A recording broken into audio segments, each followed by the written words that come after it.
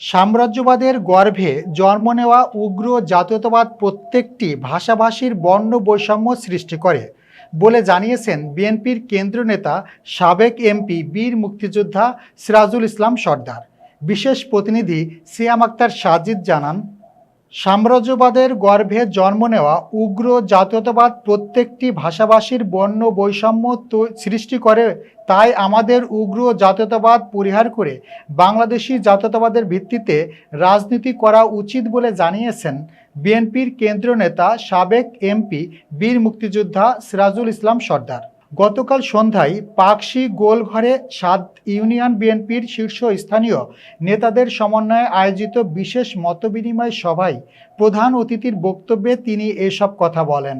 সাবেক UP chairman BNP নেতা আব্দুল মান্নানের সভাপতিত্বে ও উপজেলা বিএনপির সাবেক সাংগঠনিক সম্পাদক হুমায়ুন কবির দুলালের সঞ্চালনায় বক্তব্য দেন বিএনপির প্রবীণ নেতা আবু তালেব ফকির, মানিক মণ্ডল, ফজলুর রহমান মাস্টার, দুলাল মণ্ডল, মোহাম্মদ আলী কাজল, কবির আহমেদ, আইব হোসেন, ডক্টর দুলাল বিশ্বাস ও হাশেম আলী মেম্বার সহ বিভিন্ন পর্যায়ে নেতৃবৃন্দ বক্তব্য দেন। সবাই ৩০ মে শহীদ প্রেসিডেন্ট জিয়াউর রহমানের মৃত্যুবার্ষিকীতে নানা অনুষ্ঠান আয়োজনের সিদ্ধান্ত গৃহীত হয়।